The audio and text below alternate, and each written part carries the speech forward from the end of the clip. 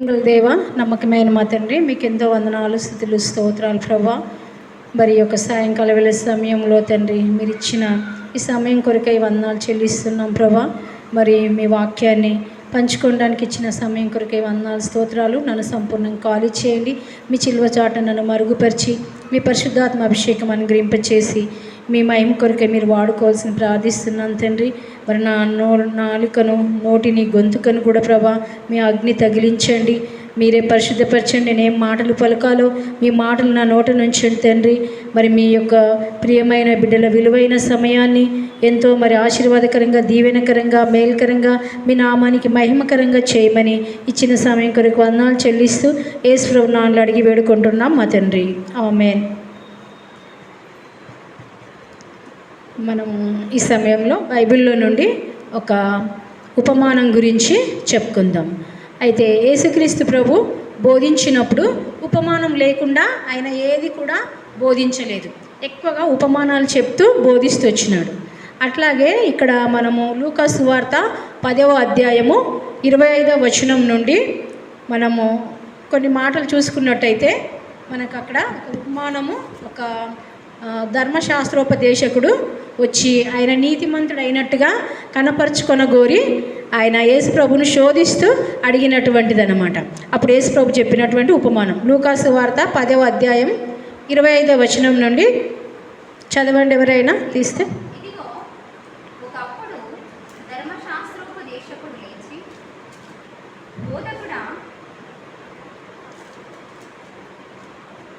Hello. ఇదిగో ఒకప్పుడు ధర్మశాస్త్రోపదేశకుడు లేచి, బోధకుడా, నిత్య జీవమునకు వారసునగుటకు నేనేమి చేయవలనని ఆయనను శోధించుచు అడిగాను.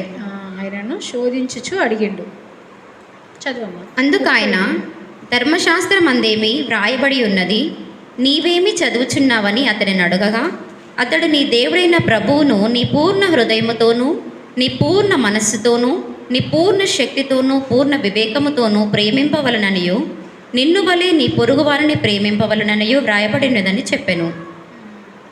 అయితే ఒక్క నిమిషం. అయితే ఇక్కడ ఆ యొక్క ధర్మశాస్త్రోపదేశకుడు యేసు ప్రభు దగ్గరికి ఎందుకు వచ్చాడు?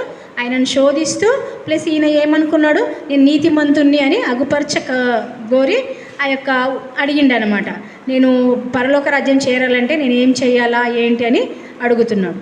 అడిగితే యేసు ప్రభు ఏం చెప్పాడు అక్కడ 30వ వచనం 31వ వచనంలో, నీ పూర్ణ హృదయంతో, నీ పూర్ణ వివేకంతో, పూర్ణ బలంతో, పూర్ణ శక్తితో నీ దేవుడైన యెహోవాను నువ్వు ప్రేమించాలా, అలాగే నిన్ను వల్ల నీ పొరుగువాడిని ప్రేమించాలా అన్నాడు. అయితే మనకు పాత నిబంధనలో నిర్గమాకాండం 20వ అధ్యాయంలో మనకు 10 ఆజ్ఞలు ఉన్నాయి కదా. ఆ 10 ఆజ్ఞలు యేసు ప్రభు వచ్చాక మన కొత్త నిబంధనలో 2 ఆజ్ఞలుగా చేశారనమాట. ఆ 10 కూడా ఈ రెండులోనే ఉన్నాయి. కాబట్టి ఈ 2 ఆజ్ఞలు మనం పాటిస్తే ధర్మశాస్త్రాన్ని పాటించినట్టే. అంటే అన్నీ కూడా ఏ ధర్మశాస్త్రాలైనా, ఏవైనా, ఎవరివైనా కూడా హిందూస్ కానీ ముస్లిమ్స్ కానీ చెప్పేదంతా కూడా వాళ్ళు బైబిల్లో నుండే రాసుకున్నారు. ఏ సబ్జెక్ట్ అయినా కూడా మన బైబిల్లోనే ఉంటుందన్నమాట. సైన్స్, సోషల్, పిల్లలకు కానీ ప్రతిదీ, మ్యాథ్స్ అయినా ప్రతిదీ కూడా బైబిల్లో నుంచి దేవుడు రాసించాడు. కాబట్టి వీటిని ఆధారం చేసుకునే ప్రతిదీ కూడా ఈ యొక్క ప్రపంచంలో జరుగుతూ ఉన్నాయి. వాళ్ళు అన్యులైనా కూడా దీన్ని ఆధారం చేసుకునే వాళ్ళు నడుచుకుంటూ ఉన్నారు. ఇప్పుడు లాయర్స్ కూడా మన ధర్మశాస్త్రంలోనే లా అంతా కూడా ఉందన్నమాట. కాబట్టి ప్రతిదీ ధర్మశాస్త్రం నుండి, బైబిల్ నుండి తీసుకున్నదే. ఒకసారి గాంధీ కూడా చెప్పారు కదా, ఒక చెంప మీద కొడితే ఇంకో చెంప తిప్పాలి. అది మనకు బైబిల్లోనే ఉంది. యేసు ప్రభు మత్తయి సువార్తలో చెప్తాడనమాట, నిన్ను ఒక చెంప మీద కొడితే నీవు ఇంకొక చెంప చూపించాను. కాబట్టి గాంధీ బైబిల్ చదివాడు, కానీ రక్షణ పొందలేదు. ఆయన ఎలా పొందలేదంటే, ఒకసారి ఒక దగ్గర ఒక అంకుల్ కూడా చెప్పారన్నమాట. అయితే క్రిస్టియన్స్ ఈ తలంపులు రాకుండా ఆపితే నేను అప్పుడు నమ్ముకుంటా అన్నాడట. అంటే తలంపులు రాకుండా, చెడు తలంపులు అవన్నీ రాకుండా ఎలా ఉంటాయి, కానీ వాటిని గూడు కట్టుకోకుండా మనము చెయ్యాలా. ఇప్పుడు ఎట్లా అంటే పిట్టలు, పక్షులు మన పైన అన్నీ తిరుగుతూ ఉంటాయి, కానీ వాటిని మనం ఆపగలుగుతామా? పైన పోతూ ఉంటే ఆపలేం, కానీ అవి వచ్చి మన తల మీద గూడు కట్టలేవు కదా. అలాగే మనకు తలంపులు వస్తాయి, కానీ ఆ తలంపులను మనము వాటిని నెరవేరకుండా ఎంబటి ఒకవేళ చెడు తలంపులు ఏమైనా వస్తే యేసుప్రభు రక్తంలో మనం కడుక్కోవాలన్నమాట ఎమ్మటే. ఆ విధంగా ప్రతిదీ కూడా మనకు బైబిల్ ఉంటుంది. అయితే ఈ యొక్క ధర్మశాస్త్రోపదేశకుడు తను నీతిమంతుడని కనపరుచుకున్న గోరి ఈ యొక్క యేసుప్రభు దగ్గరని ఆయనను శోధించాలని అడుగుతూ వచ్చాడు. అడిగితే యేసుప్రభు ఆ మాటలు చెప్తూ వచ్చాడు. నీ పూర్ణ హృదయంతో, నీ పూర్ణ మనసుతో, పూర్ణ వివేకంతో, పూర్ణ బలంతో నీ దేవుడైన యెహోవాను నువ్వు ప్రేమించి ఆయనను సేవించాలా అని చెప్పి. అయితే ఇవన్నీ కూడా నేను చేస్తున్నానని అంటాడు. ఆయన చేస్తుంటే మళ్ళీ అంటాడు, అయితే నీవు కూడా అలాగూ చెయ్యము అని చెప్తాడు. అయితే మళ్ళీ అంటాడు కదా, అయితే ఈయనకు అర్థం కావాలని చెప్పి ఒక ఉపమానం అనేది చెప్పాడు. ఏమని చెప్పాడంటే, ఇక్కడ యెరూషలేము నుండి యెరికోకు ఒక మనుషుడు దిగి వెళ్ళుచున్నాడు. ఎక్కకుండా ఈయన దిగిపోతున్నాడు అనమాట. దిగిపోవడం అంటే అన్నీ కూడా తక్కువ కదా, ఎక్కడం అంటే మనం ఒక్కొక్క స్థాయి పైకి ఎక్కుతూ పోతాం. కానీ ఈయన యెరూషలేము నుంచి యెరికోకు దిగిపోతున్నప్పుడు ఈయనను ఏం చేశారు, దొంగలు ఆ యొక్క చేతిలో దొరికిపోయి ఈయనను బాగా కొట్టి, ఈయన బట్టలు కూడా దోచుకొని అన్నీ దోసేసుకొని ఆయనను కొర ప్రాణంతో విడిచి వెళ్ళినారని ప్రభు ఆ యొక్క స్టోరీ ఆయనకు చెబుతూ వస్తుంటాడు. అయితే విడిచి వెళ్ళినప్పుడు ఆయన కొర ప్రాణంతో అక్కడ పడి ఉన్నప్పుడు మొట్టమొదట ఎవరు వెళ్తారంటే అదే దారిలో వీళ్ళు యెరూషలేముకి వెళ్తుంటారు. ఎవరు? యాజకుడు వెళ్తాడనమాట. మొట్టమొదట యాజకుడు వెళ్తూ ఈయన ఏమనుకుంటాడంటే, ఈయన దెబ్బలతో పడి చూసి భయపడిపోయి, అరే నేను పట్టుకుంటే నాకైనా నేను యాజకుడిని, నేను ఇలాంటి పనులు నేను చెయ్యొచ్చా అని ఆయన మనసులో అనుకొని, అంటే మనకు బైబిల్లో లేదు ఆ మాటలన్నీ, కానీ చిన్నపిల్లల దాంట్లో ఉంది, VBS క్లాసెస్లో ఆ మాటలు ఉన్నాయన్నమాట. నేను VBS తీసుకున్నప్పుడు చెప్పాను కాబట్టి ఇక్కడ చెప్తున్నాను. అయితే ఆయన అనుకుంటాడన్నమాట, అలాగా నేను యాజకుడిని, నేను గొప్ప కదా, నేను ఇలాంటి వాళ్ళకి చేయడం ఏంది అని చెప్పుకొని ఆయన చూడనట్టుగా పక్కగా వెళ్ళిపోయినాక ఆ యాజకుడు అంటే ఎవరు, చాలా మందిరంలో ఒక సేవ చేసే పెద్ద యాజకుడు, ఆయన ఎవరికైనా హెల్ప్ చెయ్యాలి కదా, కానీ ఆయన చెయ్యకుండా వెళ్ళిపోతే అదే టైంలో నెక్స్ట్ ఎవరు వస్తారు, ఒక లేవీయుడు వస్తాడన్నమాట. ఆ లేవీయుడు వచ్చినప్పుడు ఆయన కూడా చూస్తాడు. కానీ లేవీయుడు ఏమనుకుంటాడంటే, నాకు మందిరంలో చాలా పనులు ఉన్నాయి, అన్ని లేవీయులు అంటే ఏంటి, మందిరంలో పని చేసేవాళ్ళు, అవన్నీ కూడా సిద్ధపరచడము, మందిరంలో శుభ్రంగా పెట్టేసి ఈ యొక్క మీటింగ్కి అన్నీ కూడా అరేంజ్మెంట్స్ చేయడము, ఇవన్నీ కూడా చేయాలన్నమాట. అరే నాకు టైం అవుతుంది, నేను ఈయనకు సాయం చేస్తే నా టైం అంతా వేస్ట్ అవుతుంది, ప్లస్ నేను ఎందుకు చేయాలా, నాకు వెళ్ళిపోవాలా అని చెప్పి ఆయన కూడా చూడనట్టుగా వెళ్ళిపోతే లాస్ట్ ఎవరు వస్తారు, సమరయుడు వస్తాడు. సమరయులు అంటే ఎలాంటి వాళ్ళని ఉంది మనకు బైబిల్లో, సమరయ స్త్రీ గురించి చూసినట్టయితే వాళ్ళ గురించి, వాళ్ళు అసలు దేవుని మందిరంలోనికి రాకూడదు, వాళ్ళు అసలు దేవుని బిడ్డలకే ఇదైనటువంటి, కానీ అలాంటి ఒక ఆయన అంటే ఈ సమరయుడిగా వచ్చింది ఎవరు, యేసుక్రీస్తు ప్రభువే అన్నమాట. అయితే ఆ మంచి సమరయుడని యేసుక్రీస్తు ప్రభుకు ఒక స్టోరీ కూడా చిన్నపిల్లలకు మనకు లెసన్స్లో కూడా ఉంటుందన్నమాట. చిన్నప్పుడు ఇంతకుముందు ఉండేది, ఇప్పుడు ఉందో లేదో తెలియదు.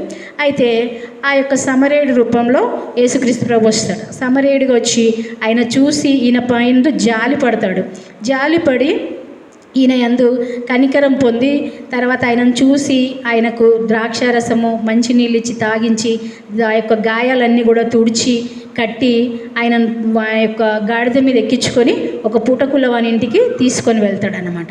పూటకులవాని ఇంటికి తీసుకెళ్ళి అక్కడ రెస్ట్ ఇప్పించి, పూటకులవాని ఇల్లు అంటే ఈ దినాలలో హాస్పిటాలిటీ, ఆ విధంగా ఆ యొక్క పుటకులవాని ఇంటికి తీసుకెళ్ళి అక్కడ ఆయనని ఉంచి ఆయనకు ఆ యొక్క గాయాలవన్నీ కూడా కట్టించి ఆయనకు మంచిగా పరామర్శించి ఆయనకు హాస్పిటాలిటీ అన్నీ కూడా భోజనం అవన్నీ ఇప్పించి ఈ యొక్క సమరయుడు ఆ పూటకులవానికి 2 దేనారాలు ఇచ్చి, ఈయనను మళ్ళీ చూసుకో, నేను మళ్ళీ రిటర్న్లో వచ్చినప్పుడు ఇంకేదైనా నువ్వు ఖర్చు పెట్టి ఉంటే నేను అది కూడా కడతాను అని చెప్పి ఈయనను అప్పగించి ఆయన వెళ్ళిపోతాడు.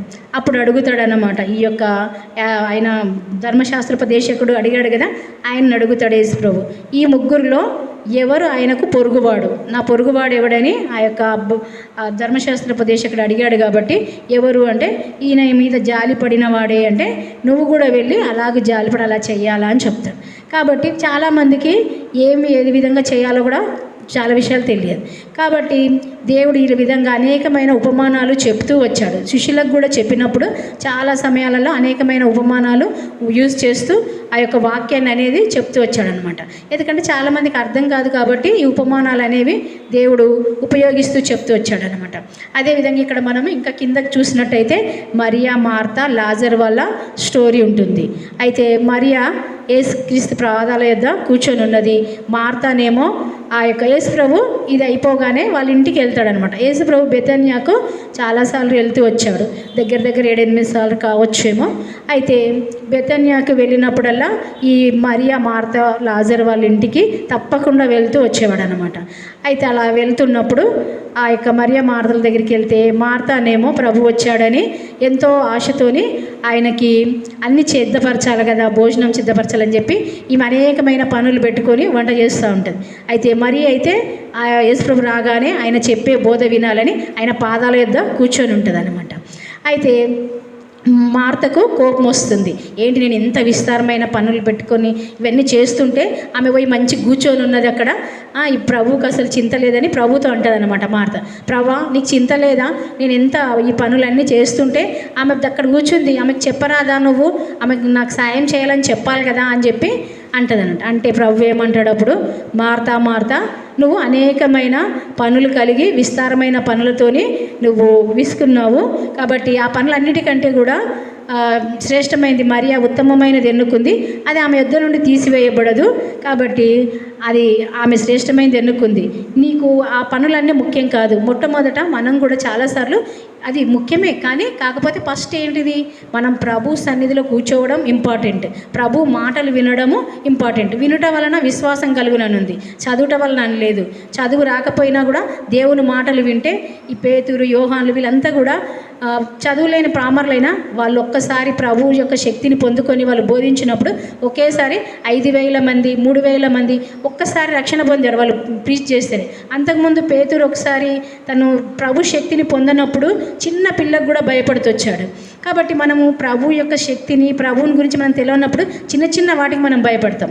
కాబట్టి మనలో యేసు ప్రభు ఉంటే, అందుకే దేవుడు అంటాడు కదా, మీలో ఉన్నవాడు లోకంలో ఉన్నవానికంటే గొప్పవాడు అన్నాడు. కాబట్టి మనం ఆయనను కలిగి ఉంటే, ఆయన మాటలు విని, ఆయన వాక్యాన్ని గైకొని, ఆయన వాక్య ప్రకారంగా మనం చదివి దాని ప్రకారంగా నడుచుకొని జీవిస్తే అంటాడు, మీరు నా నామమున పిలువబడుట చూచి భూజనులందరూ మీకు భయపడదురని మనకు న్యూ ఓల్డ్ టెస్ట్మెంట్లో ఉందన్నమాట. కాబట్టి మనం ప్రభు నామంలో పిలువబడ్డం, ఆయన చెప్పినవన్నీ మనం గైకొని ఆయన వాక్యానుసారంగా, ఆయన చిత్తానుసారంగా అనుదినంగా మనం చేస్తే మనకు ఆయన ఏదైనా కూడా చేస్తాడు. మనలో ఉన్నవాడు గొప్పవాడు. మనకు పిరికితనం గల ఆత్మను ఇయ్యలేదు ఆయన, ప్రేమ ఇంద్రియ నిగ్రహం గల ఆత్మనే నేను మీకు ఇచ్చానంటాడు. నేను కూడా ఒకప్పుడు చాలాసార్లు భయపడేదాన్ని అన్నమాట. ప్రతి చిన్నదానికి కూడా భయపడుతుండేదాన్ని. ఏదన్నా అన్నారంటే, ఎవరన్నా అన్నారంటే, అంతకుముందు నేను చదువుకునే ఏజ్లో అయితే మనుషులకు కూడా చాలా భయపడేదాన్ని. ఇప్పుడు నేను భయపడను అసలు ఎవరికి కూడా ఎక్కువ. అయితే అప్పుడు చాలా భయపడేదాన్ని. భయపడతా, అదేంటి నువ్వు ఇంత ధైర్యం కనబడతావు, అట్లా భయపడతావు అనేటోళ్ళు. కానీ దేవుడు కూడా నాతో అప్పట్లో మాట్లాడేవాడు, మీరు మనుషులకు ఈ శరీరాన్ని చంపి నరకంలో పడవేయడానికి ఎందుకు భయపడతారు, ఆత్మను చంపి నరకంలో పడవేయడానికి మీరు భయపడాలా, కానీ మీ దేవుడైన యెహోవాకు మాత్రమే మీరు భయపడాలి, కానీ ఈ యొక్క మనుషులు వీళ్ళు ఏం చేయలేరు, మీ దేహాన్ని మాత్రమే హాని చేస్తారు కానీ తర్వాత వాళ్ళు ఏం చేయలేరు, అలాంటి వాళ్ళకి నువ్వు భయపడకూడదని నాకు అనేకసార్లు నా దినపాఠాలలో వాటిలో మాట్లాడుతూ వచ్చేవాడు. తర్వాత ఇంకోసారి కూడా నాకు అనుదినము నిత్యము కూడా ప్రతి పరిస్థితిలో కూడా దేవుడు నాకు చాలిన దేవుడు ఉంటూ, మీరు అనేకమైన పిచ్చుకల కంటే శ్రేష్ఠులు, నేను మిమ్మల్ని ఆకాశ పక్షులను చూడు, అవి విత్తవు కోయవు, వాటిని నేను పోషిస్తున్నాను, కాబట్టి మిమ్మల్ని కూడా నేను పోషించగలను అని చెప్పి దేవుడు నాతో అనేక సార్లు నా యొక్క పరిస్థితులను బట్టి నాతో మాట్లాడుతూ వచ్చాడు. అనుదినం నిత్యం కూడా దేవుడు మనతో మాట్లాడేవాడు. ఆయన చిత్తాన్ని కూడా మనం కనుక్కొని చేసినప్పుడు ఆ చిత్తము కొంచెం కష్టంగా ఉన్నా దేవుడు దానిలో మనకు తన స్వాతంత్రాన్ని ఇచ్చి తను నడిపిస్తాడు. అది ఈజీగా ఉండదు, కొన్నిసార్లు కష్టంగా ఉంటుంది, కొన్నిసార్లు చాలా ఈజీగా ఉంటుంది. దేవుడు చెప్పిన మాట కొన్ని మనం విన్నప్పుడు ఏదైనా మనం జయించాలనుకుంటే మన శక్తితో మన భక్తితో మనం జయించలేం. ఏ శోధన కానీ ఏదైనా కానీ జయించాలంటే ప్రభువును మనం అడిగినప్పుడు, ఇది వచ్చింది ప్రభా నేను ఎలా జయించాలా ఏంటి నాకు చూపియండి అంటే ఆయన చెప్తాడు. నువ్వు మౌనంగా ఉండాలా, మాట్లాడాలా, లేకుంటే నువ్వు ఏ విధంగా ఉండాలన్నది ఆయనే నడిపిస్తాడు. ఆయన చెప్పింది మనం చేస్తే చాలా సులువుగా ఉంటుంది. నా విషయంలో నా జీవితంలో నాకు అలా ప్రభు చాలాసార్లు నన్ను నడిపించాడు. ఎన్నో విధాలుగా నేను ఏ విధంగా ఉండాలన్నప్పుడు నువ్వు మౌనంగా ఉండాలన్నాడు. నేను మౌనంగా ఉంటే అసలు ఇంత ఈజీనా అనిపించింది నాకు. తర్వాత ఎప్పుడు మాట్లాడాలి, ఎప్పుడు మాట్లాడకూడదు, అవన్నీ కూడా చాలాసార్లు దేవుడు నాతో మాట్లాడుతూ వచ్చాడు. లోపల ఉన్నప్పుడు కూడా చాలాసార్లు ఒకసారి పేతురు అంటాడు, మేము దేవుని మాట కన్నా మీ మాట వినాలి. పెద్దలు ఉంటారు కొంతమంది, కానీ వాళ్ళు ఏంటి, వాళ్ళకి ఇష్టమైనవే వాళ్ళు చెప్తారు, అంటే వాళ్ళకి ఇష్టానుసారంగా నడవాలి, దేవుని వాక్య ప్రకారంగా కాదు. అట్లాంటప్పుడు పేతురు అంటాడు, మీ మాట వినాలా మేము దేవుడి దానికన్నా అనేసి అంటాడు. కాబట్టి దేవుడు నాతో అన్నాడు, దేవుడు ఏది చెప్తాడో ఆ దాని ప్రకారంగా మనం నడిస్తేనే మనకు మేలు. వాళ్ళు కొన్ని రోజులు కష్టపెట్టొచ్చు. వీళ్ళు ఎవరు, దానియేలు, శద్రకు, మేషకు, అబేద్నెగోలు రాజు ఆజ్ఞను ధిక్కరించారు. కానీ అయినా వాళ్ళు దేవుని మాట మీద విశ్వాసం ఉంచారు. కాబట్టి వాళ్ళు ఏమంటారు, రాజు ఆజ్ఞిస్తాడు కదా, ఈ 10 రోజులు కూడా రాజు యొక్క భోజనం భుజించాలా. రాజు భోజనం భుజించని వాళ్ళు ఆయన మాట ధిక్కరిస్తే ఆ యొక్క బొమ్మకు నమస్కారం చేయకపోతే అగ్నిలో వేస్తానని పెడతాడు. అయితే ఈ 10 రోజులు వీళ్ళు ఆ యొక్క మాటను కూడా ఇది చేసి ఆయన దగ్గర పర్మిషన్ తీసుకొని తింటారు. వాళ్ళ ముఖాల కంటే వీళ్ళ ముఖాలు వెలుగుతుంటాయి. తర్వాత ఒక ప్రతిమను చేసి అది నిలబెట్టి ఆ ప్రతిమకు మొక్కాలా అనేసి అంటారు. అయితే వీళ్ళు మొక్కకుండా ఉన్నప్పుడు వీళ్ళు ఏమంటారు, రాజా నీకు మొక్కవలసిన పని లేదు, మా దేవుడు రక్షించుటకు సమర్థుడు, ఆయన రక్షించకపోయినా నీకు మాత్రం మొక్కమంటారు. కాబట్టి అంత విశ్వాసంతో మనం కూడా ఉండాలంటే దేవునిలో, ప్రార్థనలో మనకు సంఘము సావాసము, తర్వాత 2-3 కలిసి ప్రార్థన, వ్యక్తిగత ప్రార్థన, ఇవన్నీ మనకు ఉన్నప్పుడు మనం కూడా అంత స్థిరంగా నిలబడగలుగుతాం అన్నమాట. కాబట్టి దేవుడు ఏ విధంగా అయితే ఇప్పుడు వాళ్ళనేమో ఆ విధంగా ఆ యొక్క అగ్నిలో వేశారు. కానీ మనకు ఈ రోజుల్లో అగ్ని వంటి పరీక్షలు అంటే ఏంటివి? మన మీద లేనిపోని నిందలు రావచ్చు, చెడ్డ మాటలు కావచ్చు, ఏదైనా కానీ ఉండొచ్చు. కానీ వాటన్నిటి నుంచి దేవుడు మనల్ని విడిపిస్తాడు. మనల్ని మనుషులు పలికే నోటి మాటల నుంచి కూడా మనల్ని చాటు చేస్తానని యోబు గ్రంథంలో ఉంది. కాబట్టి మనకు దేవునితో మనం ఉన్నప్పుడు దేవుడు మనకు అన్ని విషయాల్లో సాయం చేస్తాడు. ఆయన మనల్ని విడిపించేవాడు, మనల్ని రక్షించేవాడు. దేవుడి వాక్యాన్ని దీవించును గాక. ఆమేన్. Praise the lord.